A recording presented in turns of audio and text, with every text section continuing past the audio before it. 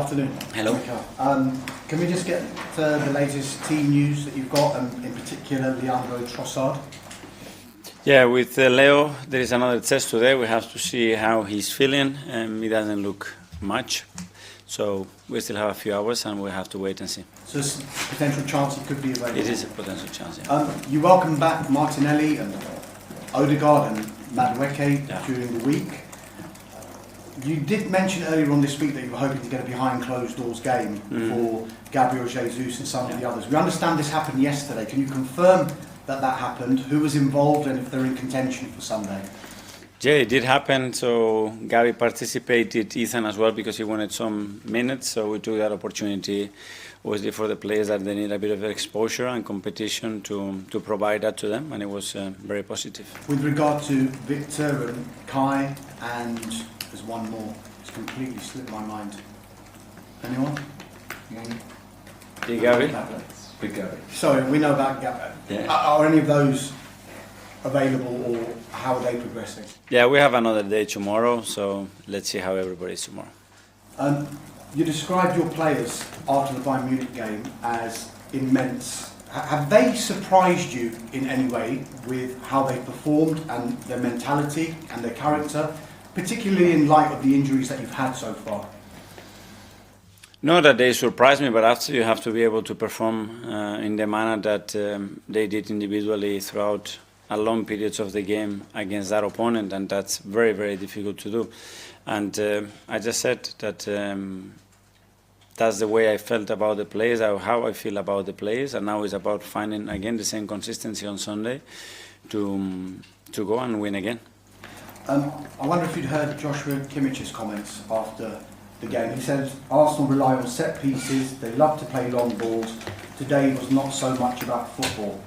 What do you think when you hear stuff like that? Do you care? Do you use it as fuel or motivation, or just ignore it? No, but I think the way we both teams play, I think the game they play against PSG was very similar when everything becomes man-to-man, and the way they are with their fullbacks, the way we do what we did in terms of rotation, they create a game that are very low sequences of passes. So I know what he's saying, so that's fine. It's part of the game. I think the game is provoked in the manner that both plays games, so it's very understandable.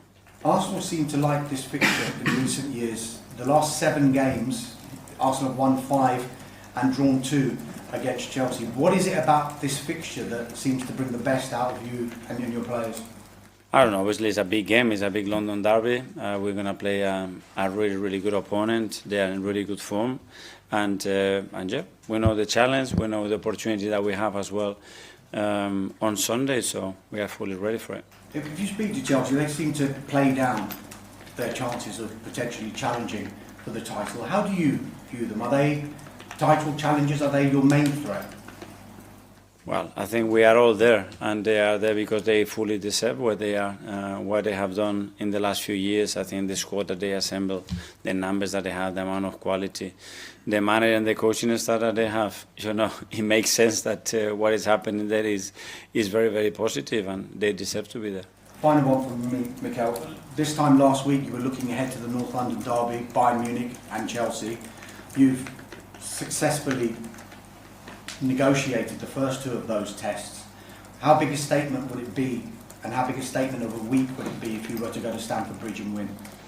Yeah, those statements, we're talking about them every 3 days. So after beating the Spurs at home, then we had to make the statements against Bayern Munich. We've done that, and now we have to go to the next one. That's where we are. We knew the importance of the week. Not only that, what is coming afterwards, after 3 days, is going to be exactly the same. Nothing is going to change, but we are super motivated for the game. Good luck. Thank you. Hi. Hi. If you do win on Sunday, though, how will you keep a lid on expectations? We don't talk about it's not a lead or no lead. I think we need to understand basically what we have to do to be better than the opponent, to have the chance to win. And if we are able to accomplish that, we'll be to do the same in the next game. Nothing was going to change. And on Sunday, Pierre Hincapie obviously played against Tottenham, then you had Mosquera playing midweek. Did Hincapie do enough to keep his place in the Premier League team last week? They both have obviously a really good possibility. Piero's played as a left back as well, which is another option that we have in relation to the opponent, the game, the state that the players are in. Miles as well is obviously a very good option that we have there. Keep using everybody and making them feel that they are connected with the team. And just lastly, I know you said Chelsea deserve to be where they are. They always like to play down their potential role in being in the title fight. Does that surprise you? I don't know. That's a question for them, I think. Okay. Ian, talk. Hi, Mikel. How are you? Very good, thank you. The Premier League leaders and team that are going really well in Europe, yourself against the world champions in Chelsea. Is this the biggest game of the season so far? We always have the same question, you know. I understand. For us, it is because it's the next game, and we just live in the present and making the best possible preparation to try to be better than them and win the game. I know you don't like talking about opposition players, and you've obviously had lots of very good young players coming through here at Arsenal. You've seen lots of very good young players come through with you when you were at Barcelona. Can you give me an idea of how exciting Esteval looks for Chelsea compared to all the players you'd have known at 17, 18? I don't want to talk individually. When you look at the players that they have, the squad that they have, the quality that they have in those forward positions is immense, and they've done that really well. They have recruited over the years top talent, and it's not a coincidence where they are. It seems that the youngsters these days, because you've had Miles Lewis-Skelly, Ethan, Max Dowman coming on for appearances this year, they've got Esteval. It seems youngsters these days, they're not fazed by anything. Years ago, you wouldn't be throwing in 17, 18-year-olds into this kind of high-profile game. Now it seems that they relish it more.